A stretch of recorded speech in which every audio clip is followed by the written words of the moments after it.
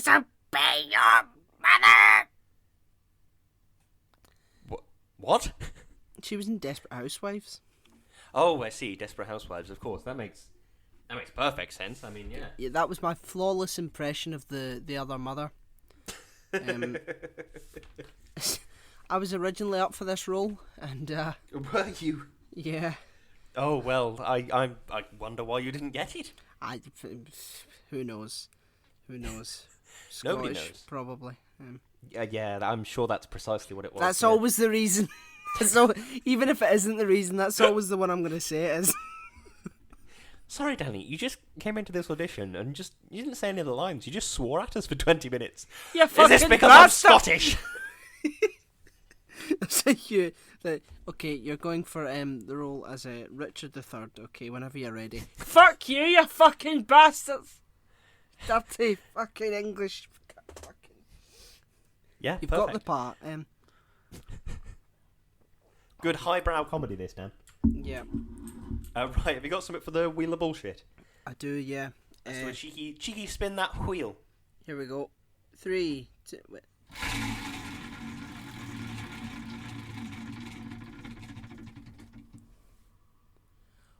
War of the Ring. War of the God, War of the Ring. I always forget about that until you bring it up. Yeah. God. Would you like to tell the people at home what War of the Ring is, Dan? Yeah. War of the Ring is a board game that Lewis and I played once upon a time when we were filming 4 O'Clock Club. And it's fucking massive. It is. Yes, it is. Without a doubt, the biggest board game I think I've ever played in my life. And it was quite, Lewis and I had quite a lot of time on our hands. Embarrassingly enough. So it took us an hour to learn the rules, an hour to set it up, and the first game lasted for about 5 hours. Yeah, it did, which is certainly an experience. And the first game wasn't all that fun because we had no fucking clue what was going on, and then we sort of played it again and again. I quite enjoyed it. I quite enjoyed it too. It's like a Lord of the Rings based real time strategy game. That's sort of the goal, isn't it? Like it takes place in Middle Earth. Yep. Yeah, I know all the technical terms. I know fucking everything there is to know about Lord of the Rings. So yeah, it was a good game. I could never remember where the places were because wasn't there some obscure thing about you could teleport to certain places based on some kind of weird special skill. So you'd say, "Oh, can you move that piece to Bree?" And I'd be like, "Where the fuck is Bree?" I've literally no idea where that is. That place does not exist on this map. You'd be like, "It's there, Lewis." I'm like, "Oh, fuck." Bearing in mind, you couldn't find where Bree was before there was pieces on it because it was just that fucking huge. I looked. Apparently, there's a collector's edition. Oh my god. That is the board is twice the size of that. Christ, we had to go and scavenge around the school we were filming in for tables that no one was using. So we could put together enough tables to actually assemble this board game, yeah. And we couldn't fit any of the pieces on the table, so we had to use the sides as yeah. It's like a salad bar full of just millions of wee figures and fucking tokens. Imagine if you went to Pizza Hut or the Harvester or something and that was at the salad bar. It's like, instead of it being some lettuce, some cucumber, some bell peppers, it's like all these little plastic pieces, some cardboard tokens. Just an elf from Lorien and a wee orc from Mordor. I tell you what will make your salad so much better. A little bit of a sprinkling of orcs over the top. That'll be lovely. Oh, yeah. That'll make it real lovely, that will. Oh, yeah. Oh, yum, yum, yum, yum, yum. A sprinkle of Ent. No, I was thinking up Christmas games. Right. The classics, Monopoly, Scrabble, War of the Ring. My thing with Scrabble is I always enjoy playing Scrabble, but somehow everybody in my family is fucking incredible at Scrabble, and I'm just okay. Mm-hmm. At best I'm okay at Scrabble, but for example, Chloe is fucking amazing at Scrabble. Yeah. My dad, really good at Scrabble. I know a lot of people that are disproportionately brilliant at Scrabble. And you bring So shame. whenever I'm like, oh, I'm really oh, look, I just played the word baguette, and I'm really proud of myself. And then they're like, oh, I've just played anti-disestablishmentarianism across the top thing, and I've got 3 million points. And you're like, oh, fuck. Are you like the Queen Mother playing Ibble Dibble in The Crown? I am, yes. Oh dear! Somehow in the course of playing Scrabble, I get like little ink marks all over my face. I've got no idea how that happened. And no one else does. It's just you. They just just appear me. on your face. It's like the Yes. black spot. As if you're at sea as a pirate and Davy Jones is coming for you. Look, he's failed again. He's not getting the words right, folks. I should have just said board games. I shouldn't have went so specific as War of the Ring. Do you know what I mean? But I'd love... We have a game that's quite good that we haven't played very much called What Do You Meme? Meme as in, like, memes. You've got a game based on memes. We do have a game based on memes. Chloe bought it for me for my birthday a few years ago. We've played it a few times, but because we haven't played it very much, just because Wait, someone's at my door, for fuck's sake. Oh, fantastic. Don't worry, I'll vamp while you're at the door. 2 seconds. Sorry. While Danny's going to the door, I'll tell you exactly what he's got delivered. It's a crate that's a metre cubed. It's about 3 feet cubed. And it's just full of garlic. He really loves eating raw garlic to prove to himself that he's not a vampire. It's like a compulsion, really. So what he does is he buys garlic in bulk and gets it shipped to his house in cubic meters crates of raw garlic. And then what he does, it's like that bit from the book I Am Legend, where he sort of smushes it all up on a plate and pushes it into a vampire's face. The vampire goes, oh, bloody hell. That's what Danny does to himself. He smushes it all up on a plate, brings it up to his face, and then licks the plate clean. That's what Danny does with his time. So I hope you've learned something there about Danny, that he's not, in fact, a vampire. I tell you what, though, vampires are cool. I've never read a vampire book or watched a vampire film that I haven't enjoyed. I mean, I've never seen Twilight, so you know. But like, I Am Legend, Salem's Lot, really good. Hello. Oh, you're back, Dan. Yeah, it was the delivery person. I started barking at them and they ran away. Don't worry, Dan. I told the listeners precisely what you had ordered and what has been delivered. I swear to God, I don't know what the fuck's been ordered, but there is some amount of shite coming to this house. Every day, I let shit myself to do anything, because like, I went for a shower yesterday, and then the fucking door goes as if like there was like jackboots outside my door. Like I was getting searched by the Gestapo or something. I was like, what the fuck is that? And it was some guy who's like, cheers, mate, and he's like walking away, and the rain's pouring down in this parcel, and they just want to know that you're there, and then they just leave. Yeah, it's like, cheers. I've had. Weirdly, the similar thing that happens to us is when we order from Uber Eats. There's one specific driver whose name escapes me, but he does this thing where he just puts the food on the floor, knocks on the door, and walks away. So I'll open the door, and it'll just be mysteriously some sandwiches have appeared, and I'm like, oh, where the hell have these things come from? It's utterly bizarre. It's so strange. Speaking of having a shower and getting things delivered accidentally during that time, I've spoken before on the podcast about getting a prescription delivered to my house, because the nearest pharmacy is fucking ages away, and I can't be bothered to get all the way there and back. Yeah. So I get it delivered, and it's Royal Mail that deliver it. And infuriatingly, despite the fact it's like a tracked parcel, Royal Mail don't give you like a window that they're going to deliver it in. Mm-hmm. Bizarrely, fucking Morrison's do that, but somehow Royal Mail doesn't, which is absurd to me, but that's the case, for whatever reason that it might be. So I was waiting for this prescription. I was really close to running out of drugs, so I was like, right, I really need to get this delivery. I can't afford for them to post the thing through and say, come to the depot and get it, because I need these today, sort of thing. So I was like, right, I was eagerly watching the door as I was like brushing my teeth, having a shave, having some breakfast, all that sort of stuff. And I was like, right, I need to go in the shower. If someone knocks at the door while I'm in the shower, I'm not going to hear it. No. So I sort of squared everything away in the bathroom, and I was like, right, it's going to be the quickest shower I have ever had in my life. And I swear to you, I was in that shower for like a minute, 2 minutes or something What? incredibly How is quick. that? No. How is that even possible?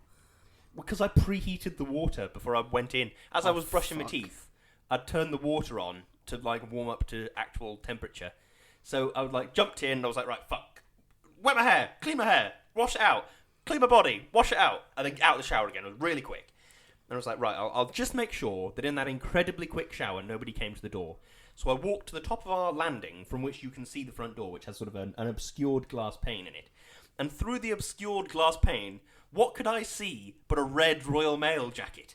Somehow, they had picked the exact moment that I was in the shower to knock on the door.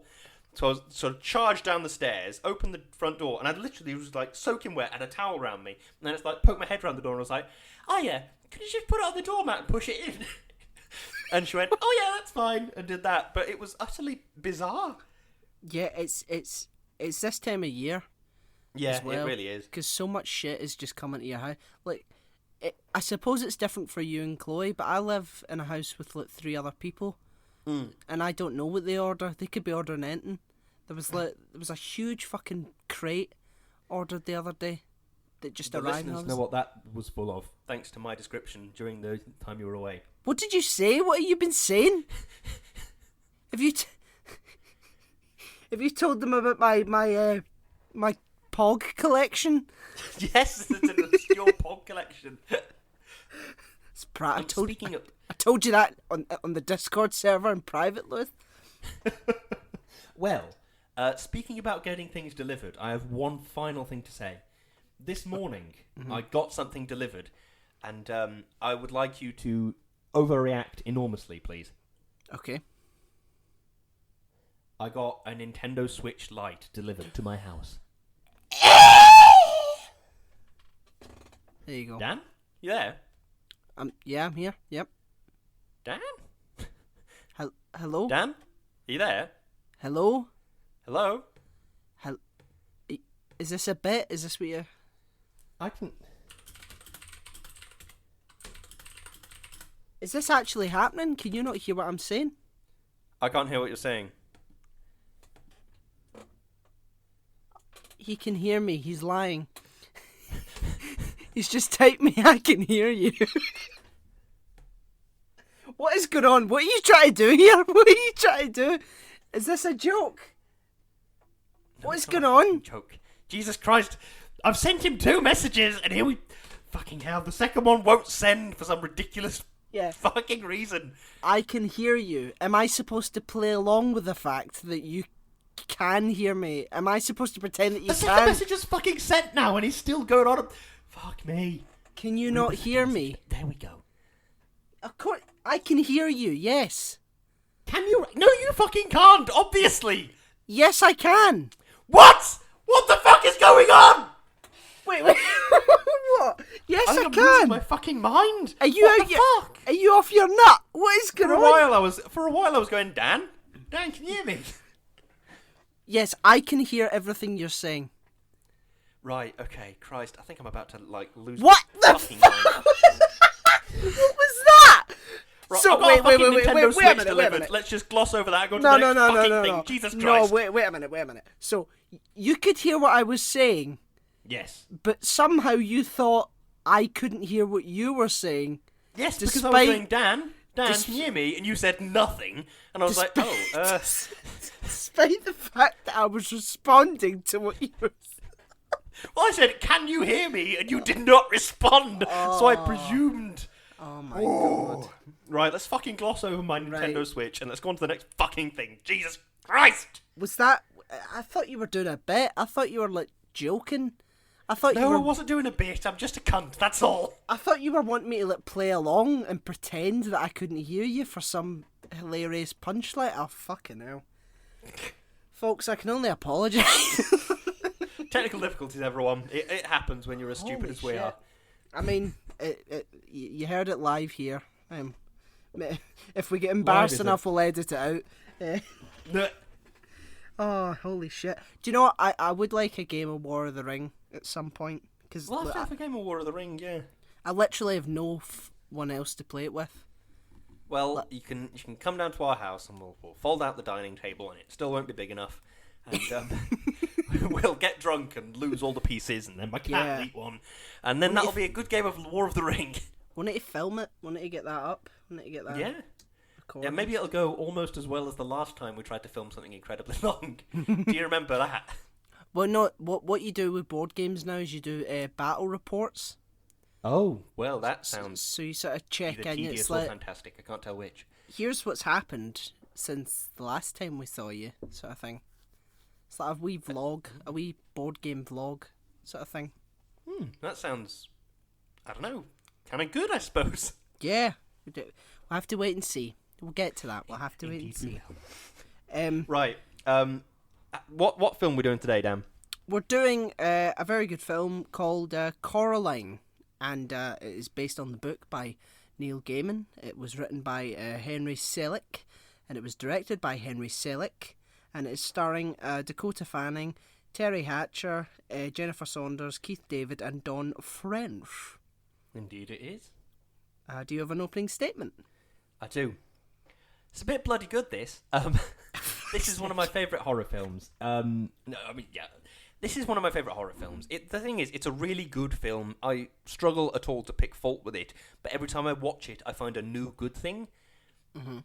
Like, this time I was watching it through, and I saw, at the start, when the other mother is changing the doll from looking like the grandmother's sister to look like Coraline.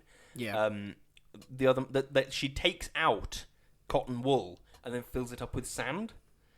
So I suppose it's like maybe the sand turns to cotton wool as she drains the life force of the child or something. But I really like this film. Every time I watch it, I discover a new thing to like. Yep. I agree. It's incredible. It's just incredibly detailed and well done. Yeah, definitely. Have you got an opening statement? I do, yeah. An incredibly well animated, creepy film on imagination and how searching for better situations can cause an interdimensional creature to try to consume you. Well, that's always a worry, isn't it? Yeah, it plagues my mind.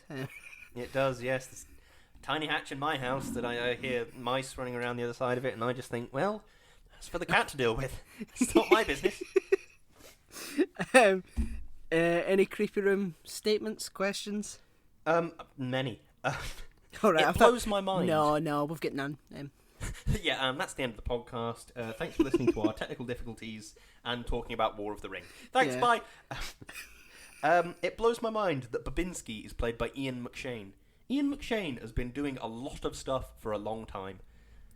I am unfamiliar with... He was in John Wick, he was in Hercules, he was in American Gods. He's done fucking tons of stuff. Oh.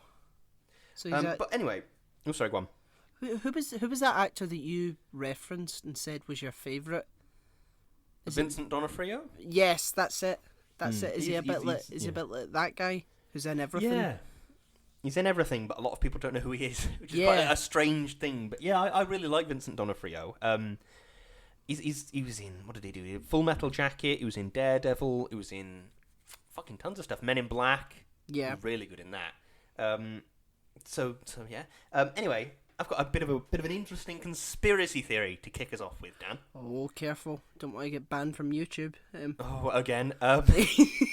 Christ. Anyway, according to a number of things that we learn about Babinski, there is a fighting chance that he was either at Chernobyl, or he was part of the Chernobyl cleanup crew, or he was something to do with Chernobyl in some way.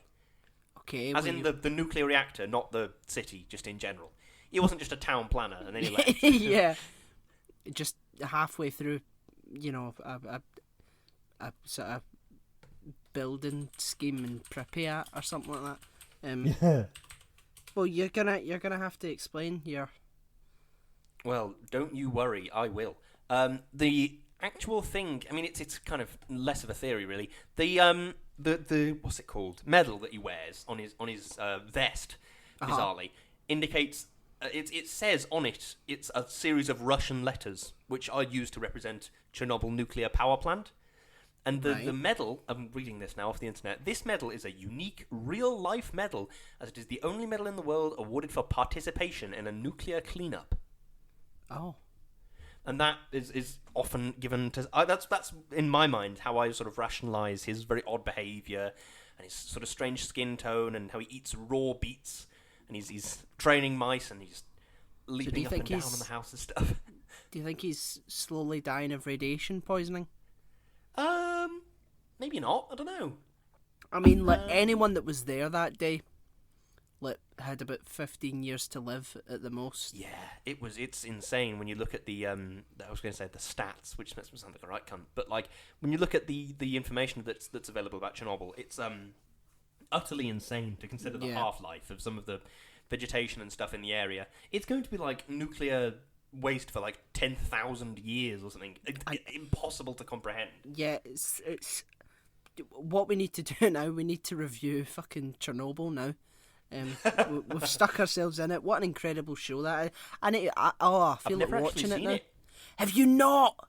No, I know. What's his name's in it, isn't he? From Friday Night Dinner, Paul Ritter. Yes. Oh, I've worked with Paul Ritter. He's a nice guy. I'm sure. Jared Harris is in it. He's very good. Jared Harris. I recognise the name. I don't think I recognise the guy. He played King George in The Crown. Oh, I got an email from King George, who says, "Stop talking about me, peasant." Oh, I see. Stellan unfortunate. Skarsgård, he's good, isn't he? Emily Watson, she's good. Yes. City of a very Chernobyl, good cast. stuff happens. Yeah, okay, that does look good. I must say. Yes. I shall have to watch the series. I do have to say a quick sort of diversion. I do like limited series. Like, I love the idea of like a sort of almost like a film but a series, if you know what I mean. Yeah, it's just it stands on its own, and you're not waiting for a fucking sequel or anything like that. It's just a piece of art on its own, which I quite like. Yes, some totally. real gems out there, limited series wise.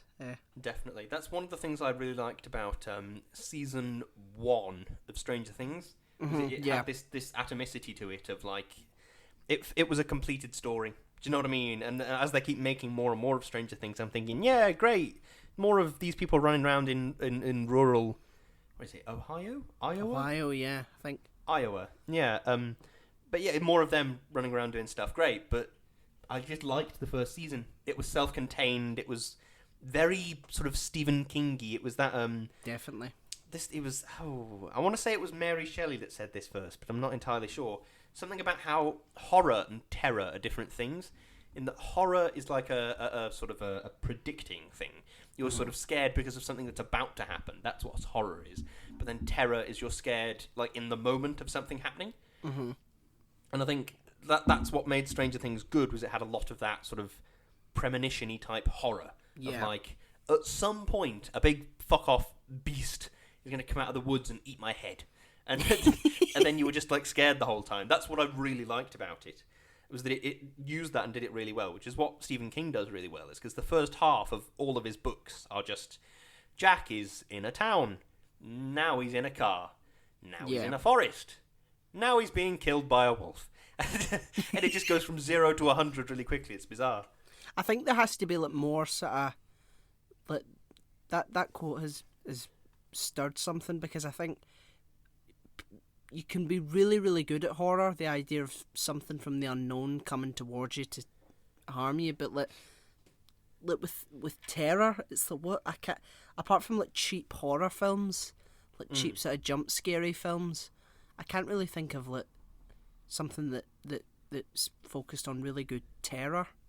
The best example I have, or the best example that springs to mind straight away, is in I Am Legend, the book. They explain away quite a lot of the strange old vampire myths by people that have turned into vampires and gone utterly insane straight away. Yeah.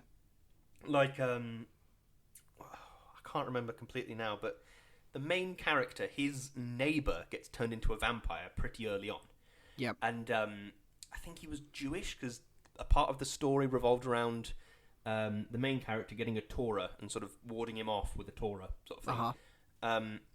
And he spoke about how like the reason that he could be worn off by a Torah or by mirrors was because he was sort of hysterical in the sight of like, that's what I believed in life, was that all of the things in that book were true, and now I'm dead.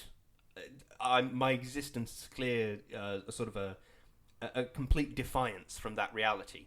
Yeah. So that extreme terror and hystericalness, and I think that's the best example I've got. Yeah. Is that terror, and it's another one of my favourite bits of the book, but it is a bit absurd. They explain away the whole vampires can't be seen in mirrors thing by saying that when a vampire sees themselves in a mirror, they suffer from an attack of hysterical blindness, which is a quote which will always stick in my mind because it's just a bizarre turn of phrase of like, well, I was a human and now I'm this ungodly monster, and so they go, oh my god, and then they're blind. And it's just wow. Hang on, what? How do they know that they're not looking in the mirror then? What do you mean? Wait, so they become blind as long as they look in the mirror, or as long as their head is pointing towards the mirror? I think. Yeah. I suppose it's less about. But how would they know if they're blind? Because they can't see. Wait, so just genetically, it's like the weeping angels. It's like whatever looks upon them, or whether they look into a mirror, they just automatically become blind, or is it like it scares them so much that they just blind themselves until they look away, or something like that? Yeah, I think it scares them to the degree that their brain sort of blocks it out. Like, you know that thing about how you can always see your nose, but your brain sort of blocks it out of your vision, because otherwise you'd always be looking at it. I think it's like that. The vampire looks at the mirror and then it's utterly horrified by that. So the brain blocks out the vampire in the mirror, and so it's like, oh well, I'm not in the mirror then. Right, but that's how he explains the hysterical blindness. Yeah. Yeah, but it's not blind though, is it? It just can't see itself in the mirror. It just blots out what's in the mirror. But the book is also about a man that used to work as like a low-level nuclear power plant employee, but then becomes a world-class geneticist by books from the library. So I think you've got to take it with a pinch of salt. Yeah. Fair enough. A good example that I just thought of was I don't know if you've ever seen it. It's called The Lighthouse. Ooh, the Willem Dafoe and Robert Pattinson one. I haven't seen it, but I've keep meaning to. It's very, very good, and the terror that I would say comes near the end of the film. The entire film is that this there's something weird going on inside the lighthouse, and Willem Dafoe's character seems to worship the light, right? Because they've been on this island for so long, and he seems to see some sort of mystical Greek god power in it that he won't share with Robert Pattinson's character. Spoilers, by the way. No, I don't mind. And Robert Pattinson's character ends up killing Willem Dafoe's character, and finally ascends and looks into the sort of light box, and he reaches out and touches it, and he starts screaming, and it's like distorted. It's like really like a horrible sort of terrifying scene, and it's like either two things has happened. It's like he's reached in and found like godlike sort of power, or there's nothing, and the whole struggle of it being nothing has like driven him mad. It's just a light, and I'm screaming, and it's I've killed a man over this thing. That would be enough to drive anyone insane. Do you know what I mean? Yeah. So, or perhaps it's just like he's reached out and touched a big bulb. It's like, oh fuck, that's hot. Yeah, exactly. That's the scream he's doing. Ah, it's fucking hot. You fucking bastard! Yeah, maybe. He's blowing in his hand. He launches himself out of the lighthouse and puts his hand in the ocean. Oh, that's better. Oh, that's better. Oh. Fucking hell, need a plaster for that. Oh, fucking hell. So anyway, Willem Dafoe, have you got some... Oh no, I killed him. The fuck? I love how Willem Dafoe is like one of the only people whose full name will be mentioned every time someone speaks to him. If I ever met Willem Dafoe, I'd probably call him Willem Dafoe, like, in every context. And he would I imagine he would immediately kill you for that, because that sounds utterly infuriating. Willem Dafoe, would you like a sandwich, Willem Dafoe? Tell that guy to leave me alone. Whenever somebody mentions lighthouses now, but I mean, bit of a precursor to this story. For some reason, a load of Mock the Week has been uploaded to UK Netflix. All right. So Chloe and I have been having it on in the background, or have been like on our phones or reading or whatever. Yeah. And there's these Milton Jones jokes about lighthouses that are really fucking funny. And whenever somebody mentions lighthouses, I can't help but piss myself laughing about it. It's unlikely lines from a romance novel. A romance novel. A romance. A romance. Yeah, and she said to him, "Turn the light off. I want to make love to you in the dark."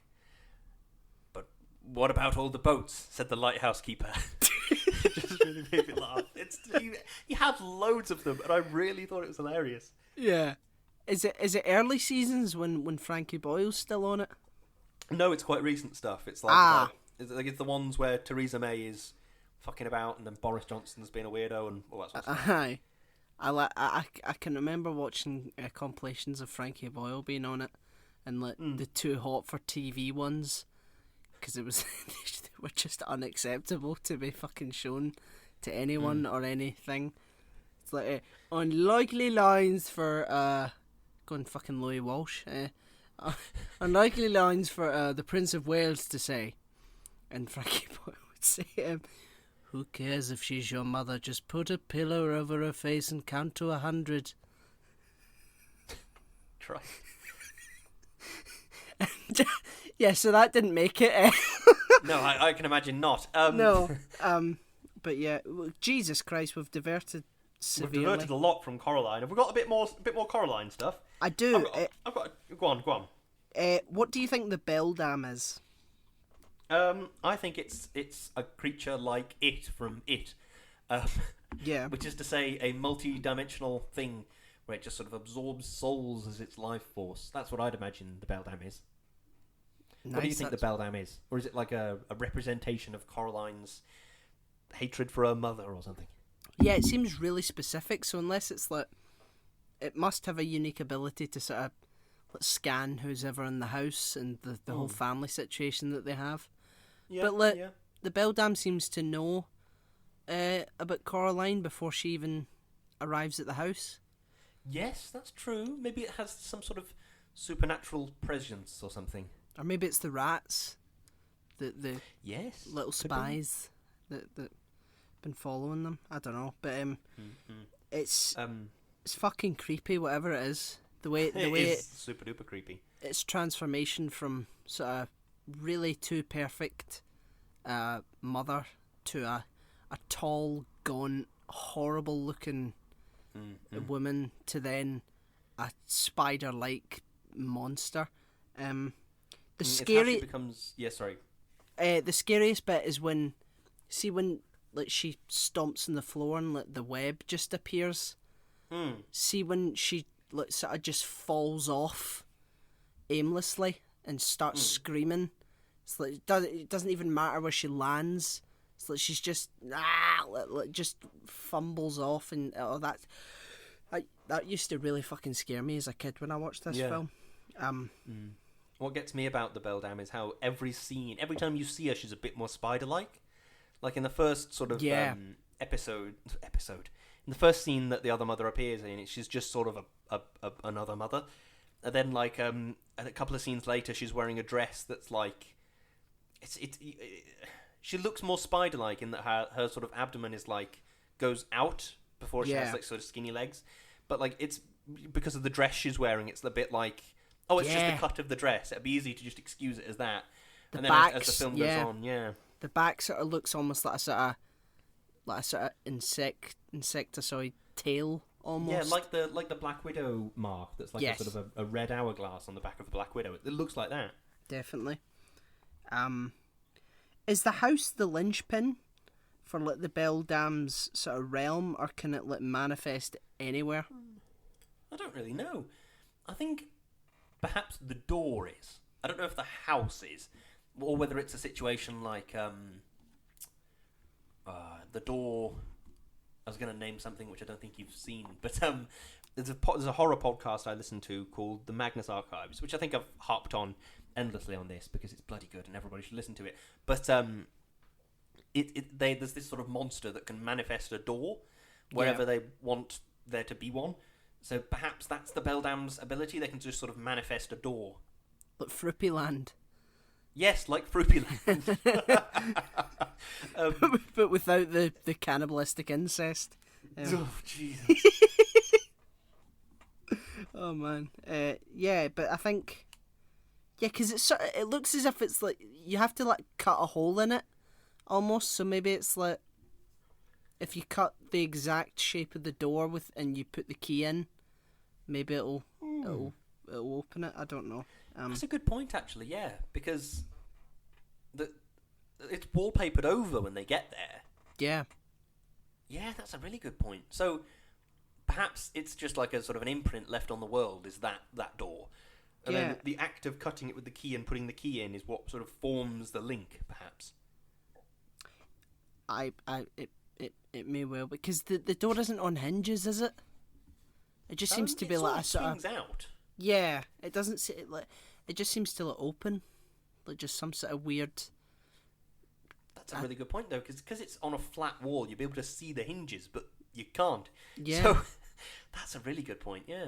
It's kind of creepy how the mum doesn't even like. No one notices that the fact that this door just sort of you can just cut into it without it falling over, and yet it's still swinging. That's sort of weird.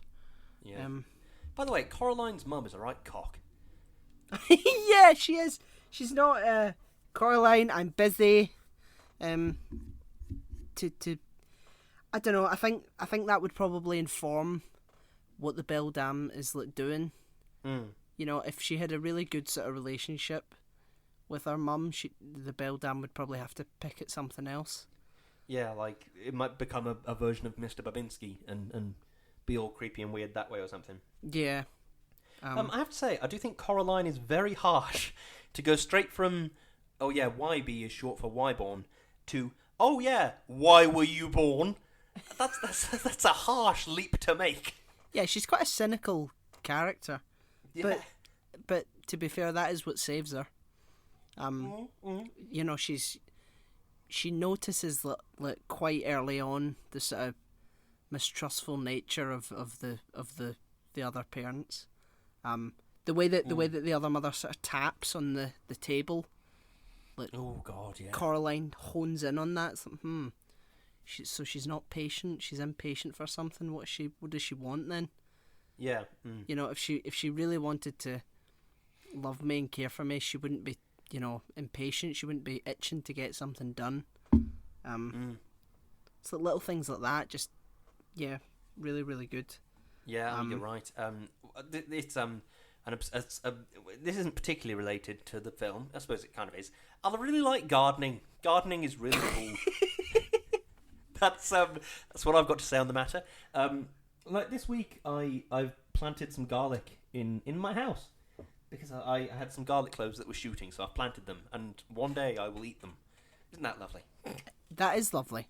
I mean, I'm not a big gardener myself. I don't have the patience for it. I suppose I hear it's relaxing. To sort of just, you know, go about and just, you know, I like the idea of having a nice garden, but I couldn't put the effort in to have a nice garden. No, I know what you mean. The aesthetics I quite like, you know, but I couldn't be. Gardening for me consists of being dragged out like once every 6 months to pull weeds, and you spend a day doing it, and you're fucking guilted into it, and that's gardening for me. So I don't enjoy it at all. I think I know exactly what you mean. I think gardening for me, it's like as with every sort of great popular hobby, it's sort of it's just something that distracts you from a lot of other things, basically. Yeah. So like at the old house, I had Wilco's finest greenhouse, which I mean it worked as a greenhouse. There's nothing wrong with it. Yeah. But like I had these enormous tomato plants that were fucking taller than me, which, while it isn't difficult, was still quite impressive. And so it was sort of just distracting in a pleasant way, almost, to be able to go out and be like, right, I'm going to harvest these, I'm going to cut these shoots short, I'm going to do this, I'm going to do this. And it was diverting in a pleasant way. Were you watching Wallace and Gromit, Curse of the Were-Rabbit, when you were gardening? No, ironically, I was listening to a podcast which was set in a dystopian future where there's no plants in the world. Do you ever like see if I'm gonna eat something?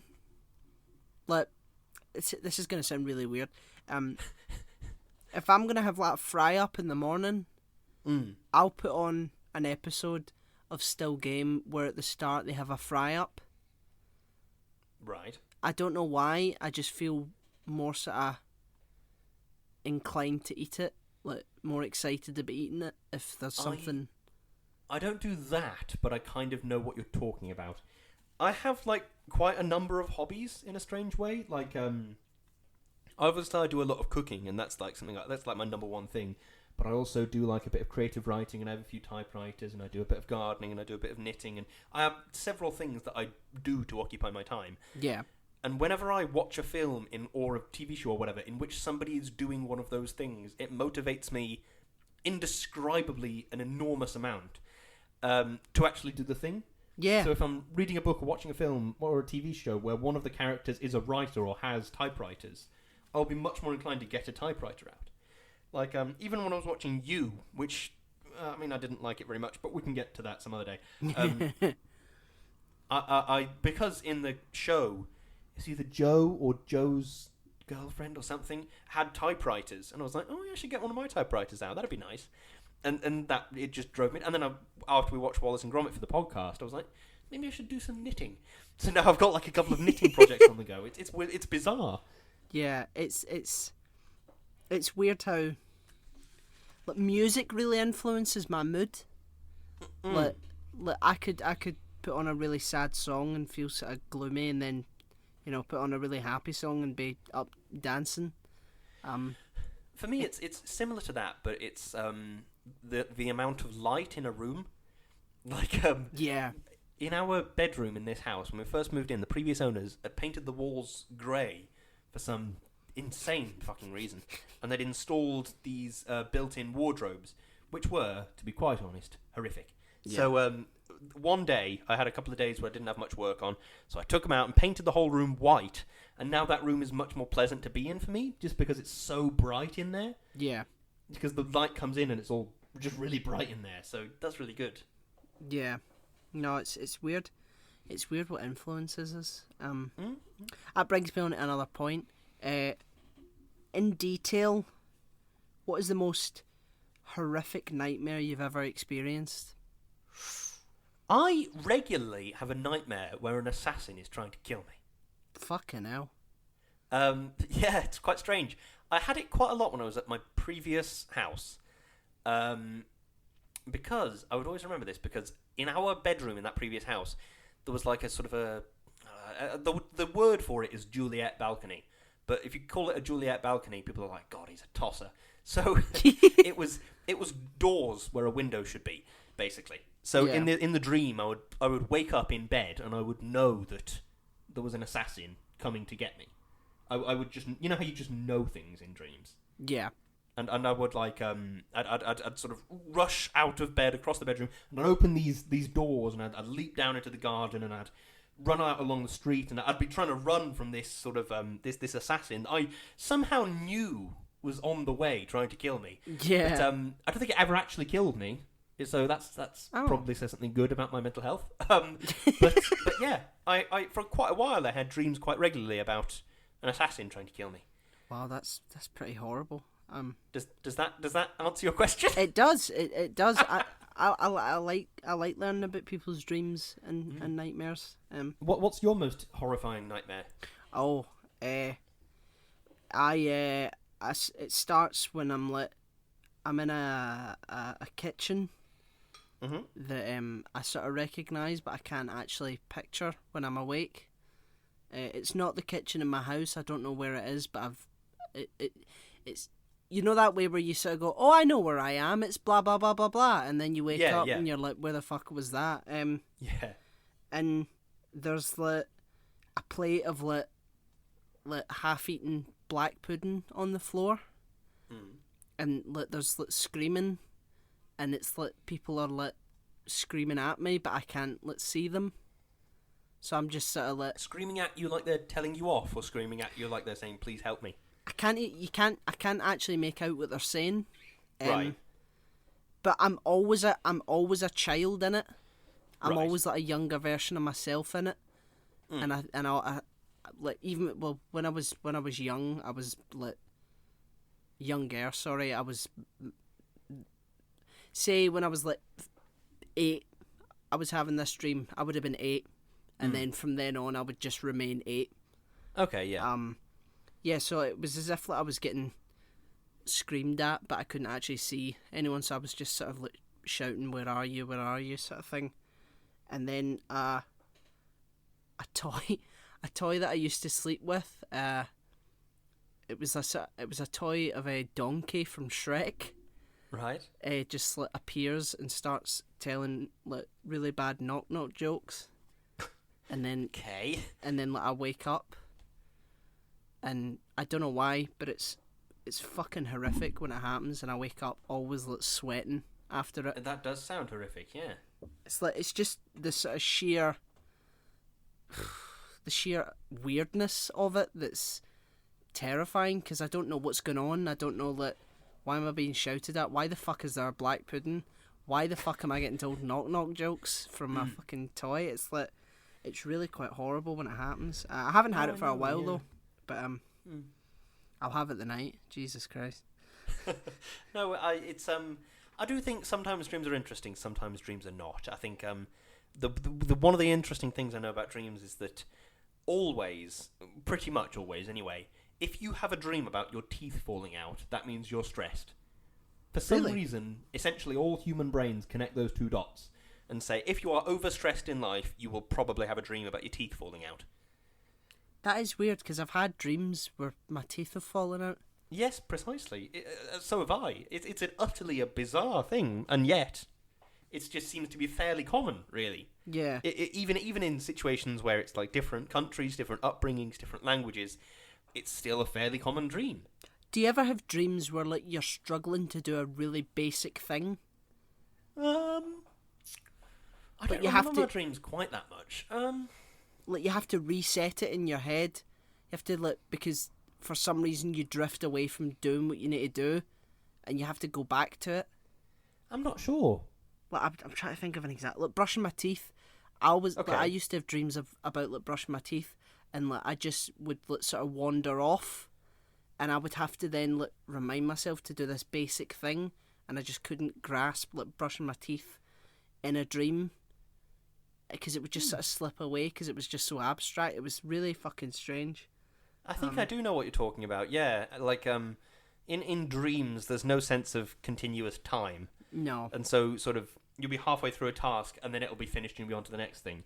Yeah. Is that what you're kind of talking about? Yeah.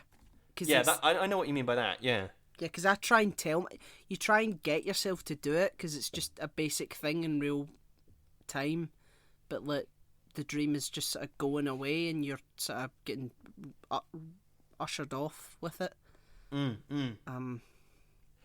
Anyway, should we talk about Coraline for a bit? Yeah. Do you think that this is a big dream? Do you think the other mother is a big dream? It's certainly implied at the start, isn't it, that Coraline believes the other mother is a dream. But then the cat is real because Wybie, it's Wybe's cat in a strange manner of speaking. So and the hand gets out as well. Yeah, the hand does get out, and Wybie believes in that. Yeah, okay, I don't think it's a dream. Final answer, not a dream. Yeah, maybe. Maybe it started as a dream, and the more she sort of wanted it, reality. Yeah, there we go. Yeah, I like that. That's spooky as balls. That's like a certain something, isn't it, Lewis? Eh? Wink, wink. It is indeed like a certain something. Wink, wink, nod, nod. Yeah, you'll be waiting a while, folks. So shut up. Yeah, you will be. You wouldn't have been if it wasn't for COVID. But Christ. I think I have something I think is the scariest thing in this film. Go on. It is the fact that what's his name? The other father, he doesn't really want to comply with the other mother. No. He's sort of forced to. The hands on the piano and the hang. Mother's sleeping, and he's sort of talking in that very drunk tone almost, and the hand just clamps over his mouth. And the really fucking horrifying bit is when he's on that sort of tractory thing. and he's she's making me. I don't want to hurt you. And he take it, and he passes her the little ball, and it's just every time I watch it, I think that's so horrifying. Yeah, he's being forced to do these horrific things to a child. It's a sort of, and he doesn't want to. It's a sort of grotesque image of the sort of monotonous father figure that just works constantly. Yes, yeah, and just can't really be bothered doing anything of you know. I think that, like, because the dad in the real world is like, oh, just let me work, just let me do this, you know. Yeah. So it would make sense that he's a slave to machinery in both senses. Yeah, he kind of is in a way, isn't he? Yeah. He's kind of a slave to machinery in real life, in that he's a slave to that computer. But then in the other mother world, he's kind of slaved to the machine in a more abstract sense, meaning sort of the other mother. Definitely.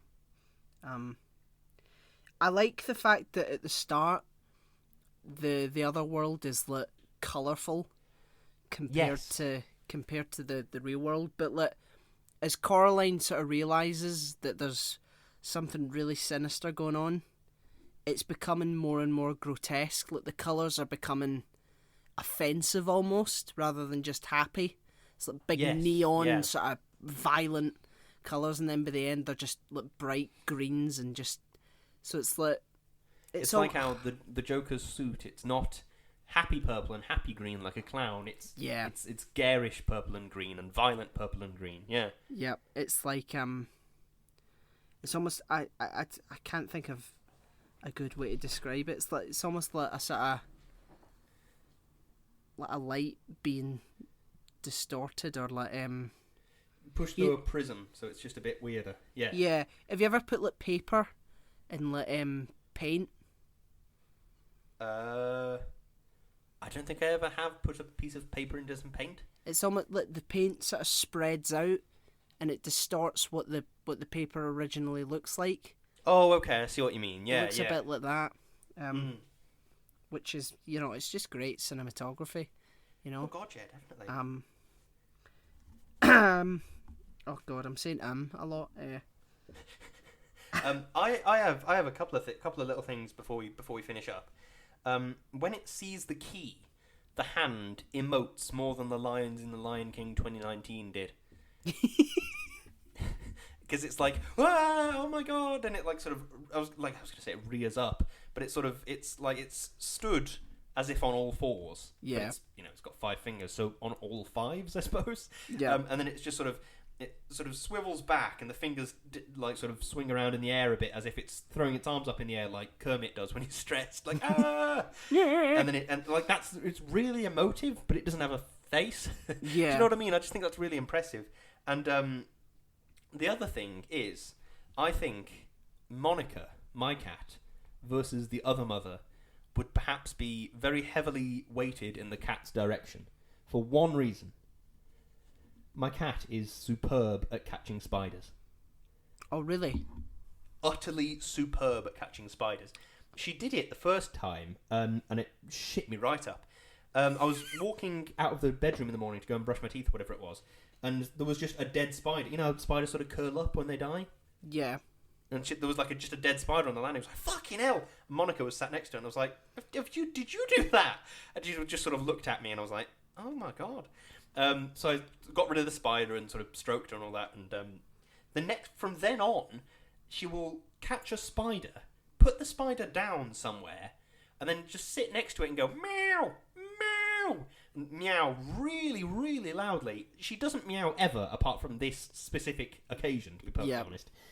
And it's loud enough that it wakes us up at like 4 a.m. or something, which has killed the spider. Yeah. And so it's like a really obnoxious loud thing, and she'll go, and then she'll just sort of look at the spider and push it with her paw a bit, and then look up at you and be like, look, I did this, are you proud of me? And so then I have to like pour some treats out for her and give her a bit of love and get rid of the spider and all that. So yeah, I think Monica would be great at killing the other mother, because what is the other mother if not a spider? And she seems to hate cats, so perhaps my cat would be brilliant versus the other mother. Maybe so. Does Monica do the cat slap? She does do the cat slap, yes. Do you know there's a theory that the reason that cats do that is because they view humans not as humans but as kittens? Yes, I'm aware of this. Yeah. Yeah, and like the sort of quote unquote gifts that they bring you is like it's not gifts, it's food, and like the reason you that how to hunt, like yeah, and the reason that cats hit like that is to sort of like teach kittens how to defend themselves almost in a weird sort of way. So maybe they do it. That would be kind of weird. It is a bit strange. Surely they must know. You know, I did. Apparently they if don't. you're a cat, it's like I don't remember pushing you out. You're huge. Apparently they sort of don't though. That dogs know that humans are humans and dogs are dogs, but cats think that humans are just big ugly cats. They have no concept that other things are not cats. Yeah. I respect cats. I have to say. I respect their unpredictability and their selfishness. One of the strangest occurrences of Monica doing the cat slap thing is we do this thing in our house where like there's a scene in American Dad where Stan is trying to portray to his family which ones he's happy with and which ones of them he's happy with and which ones he's disappointed with. Yeah. So he goes up to them and he says, "Feed the chicken, Steve," and he makes this shape with his hand, which I can only describe it as the four fingers flat on top, but sort of bent at 90 degrees from the palm of your hand, and the thumb on the bottom, as if you're controlling Kermit or something. So it's going meh, meh, meh, meh, meh, like that. Does that make sense? Yeah. And he goes, "Feed the chicken, Steve," and Steve holds his hand out as though he's got a handful of grain. And Stan sort of pushes his hand down into Steve's and goes, "Peck, peck, peck, peck, peck. Yeah, the chicken's hungry." And he goes over to Haley or Snot or someone, and he goes, "Oh no, chicken doesn't want any of your seed. Chicken doesn't like you." So, and essentially, in our house, this is something we do from time to time just to annoy each other.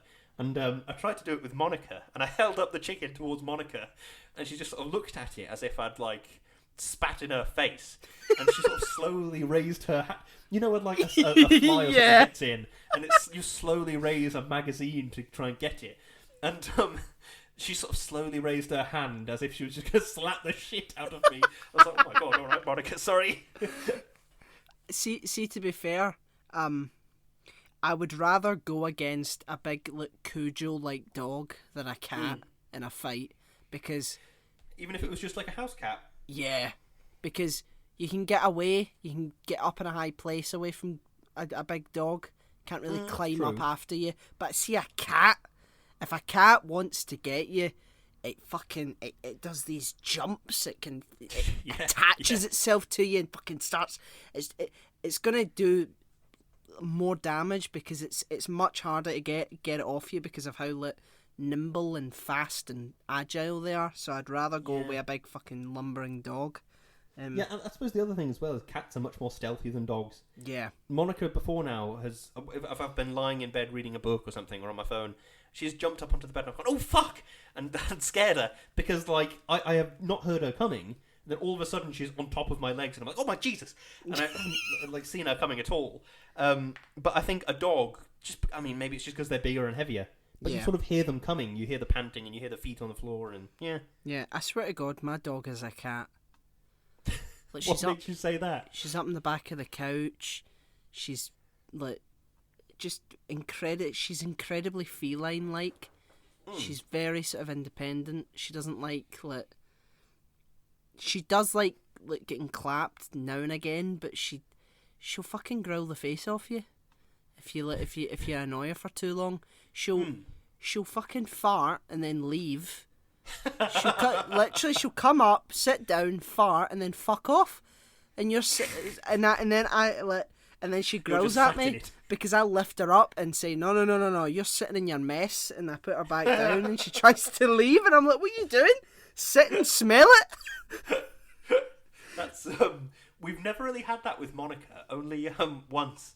When I was because in our house we have like a little utility room. I think it used to be a garage, but the previous owners like put a front door on it instead of like a lift up door that you drive a car into. Yeah. So there's just like a washing machine and a litter tray in there. That's about it. But that's where the litter tray is. And I was in there. I think I was doing some laundry or something. and the cat went into the living room, sat on the sofa, and farted. Not audibly, but Chloe was like... and sort of just looked at the cat as if to say, "Is that you?" And presumably it was. And then I finished doing the laundry and I'd taken it upstairs. And then I think about 10-15 minutes later, I went back into the utilities room to get a drink or something. And she'd done a shit. And I was like, oh, nice. I guess that's how she lets us know she needs a shit. And we're in the way. It's like coming into the room and farting and just being pissy about it, presumably. Yeah. When my dog farts, it surprises her. She looks down to her arse and like, whoa, what the fuck was that? It's quite adorable if it didn't stink. But there you go. I think I'm out of notes. I think I'm also out of notes. I've been more than happy to talk about my cat, but I think people might just start to like write in and be like, I listen to your podcast to hear you talk about... I mean, if you listen to this podcast for serious chat about films, to be honest, you're listening to the wrong podcast. Yeah. I'm just an idiot from the Midlands. I've got no idea how to have a serious conversation about films. Yeah. I mean, the day I get a film degree, we'll talk about films properly, but until then, we're going to make wild diversions from the topic. And that's part of our charm, I guess. Yes, that is almost certainly part of our charm. But anyway, have you got a closing statement? I do have a closing statement. A wonderfully made, very chilling film. Lots of tiny little hues and spooky bits and things and little tiny bits that really add to the overall atmosphere of spookiness that this film sort of emits. This film, in my mind, is sort of a masterclass of spook. It's not it is a scary film, but it's not a slasher type horror. No, it's just spooky all the way through. Do you know what I mean? Yep. Sorry, that's the end of my closing statement. No, quite right. I agree. The more I think about the film, there doesn't seem to be a concurrent message. It seems to be talking about growing up and childhood and childhood imaginations, and it's just like a child's mind can conjure up a lot of fucking heinous shit because of how imaginative it is. And if you're in a situation like Coraline and there's an interdimensional creature that's going to take advantage of that, it makes for some pretty good horror. So indeed we do like a bit of horror, don't we? We do. we do, sadly. Yeah, I think that is all the podcast related stuff that we have to talk about today. We've got some cheeky shilling to do because we very often do. We do. I just want to give a quick disclaimer. There's not going to be a whisper this week. We're gonna substitute that for a lovely wee Q&A that we're gonna do. And it'll be next week. It's Christmas week. Woo! So we're gonna do 2 voids next week, and they'll be Christmassy films. Indeed, they will. Danny loves Christmas, as we all know. Yep. Okay. Just get through it. What have you asked Santa for this year, Dan? Peace and quiet. I see. Right, have we got some actual shilling to do then? Yes. I am on Instagram at O'Hiram. I'm on Facebook at Daniel K. Actor. I'm on Twitter at Kerzo2000. What are you on, Lewis? I'm on Instagram at Lewis_Brindley. I'm on Twitter at LewisBrindley4, and I have a Facebook page called Lewis Brindley. And the show also has a Facebook page called Shouting Into the Void, where we post updates and bits about the podcast, and you can go there and you can check it out, and you can like and subscribe and share it with the universe. Love. You definitely can. Indeed. And we encourage you to. We are also on Podomatic, we're on Spotify, we're on Apple Podcasts, we have a YouTube channel, we're on Deezer, we're on Google Podcasts, we're on Amazon Podcasts.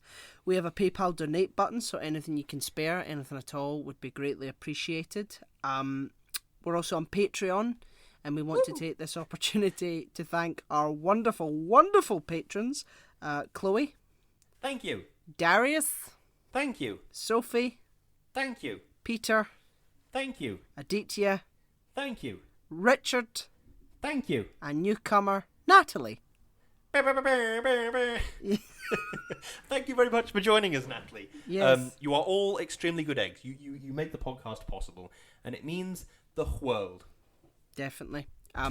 We've introduced a new thing for our patrons called Mellow Minutes. I don't know if you've seen the video we put up where you come on our Discord server, we have a wee chat about trailers and stuff and just anything and everything. So if that's something that interests you, go check out our Patreon link, see the tiers, see what works, see what doesn't, and come and join us and have a nice wee chat.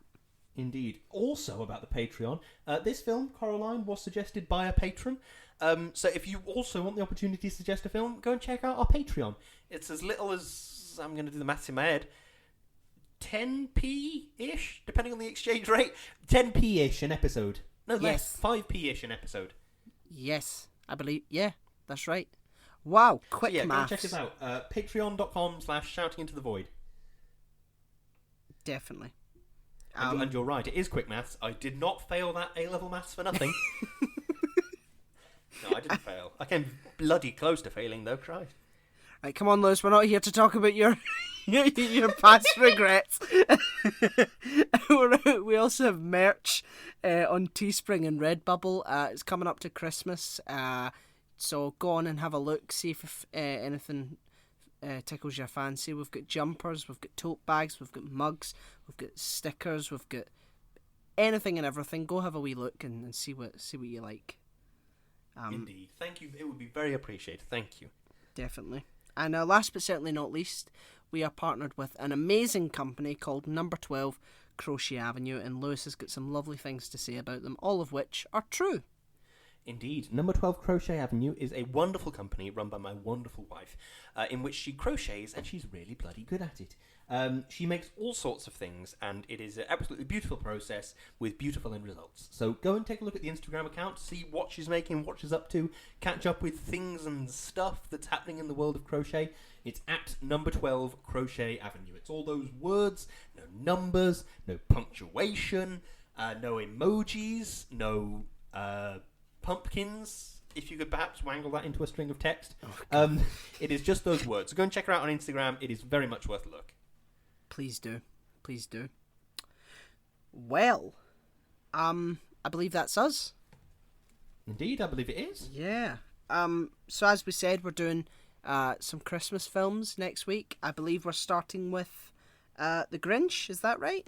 Indeed we are. Yes. Guess who picked that one? So, yeah, please join us then, and we will see you, hear you, smell you, try and sew buttons into your eyes next week. Yes, that's precisely what we'll do. We'll try to sew buttons into your eyes. Yeah, tune into the Q&A, and yeah. Yeah, it'll be up on our YouTube channel, which will be, the link will be within arm's reach. You'll find it. Definitely. Have a good one. Yes, do. Thanks for listening. Bye.